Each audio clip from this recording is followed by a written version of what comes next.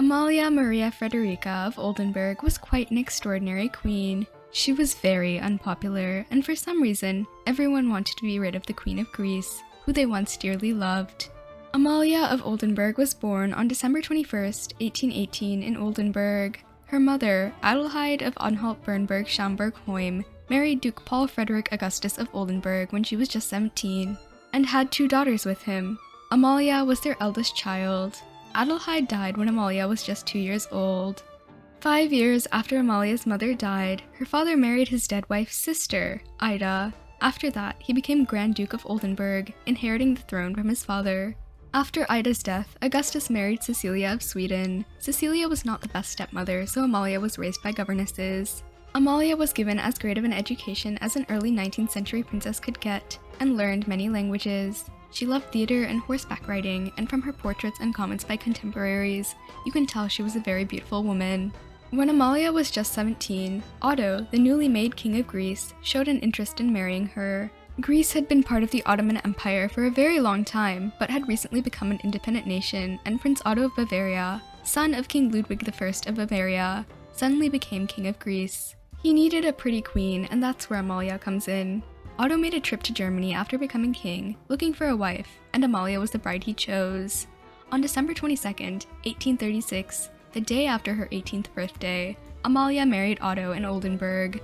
He was about 2 years older than her, and they got along well at first.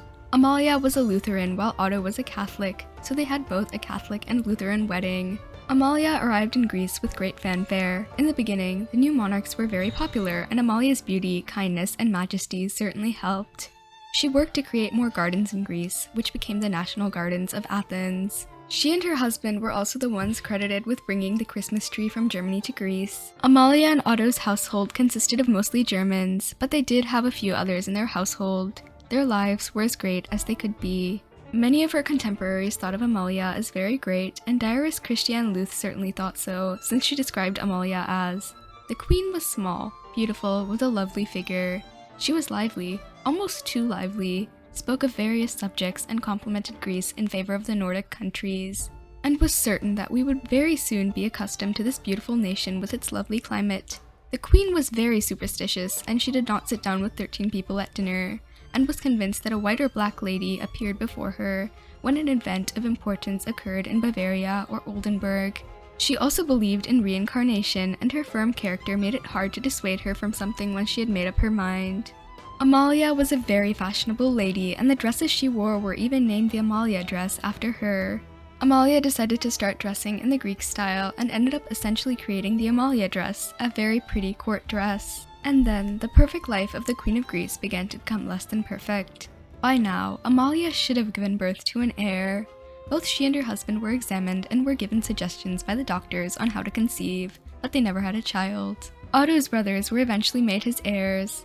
Otto took a mistress named Jane Digby, who had also been his father's mistress. Amalia also began to become more and more involved in politics, which many were not pleased with.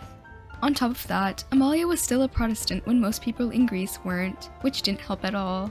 Otto ruled as an absolute monarch, which the people of Greece were all right with. They only hated that Germans surrounded and counseled the king. They only wanted Otto to come up with a constitution himself.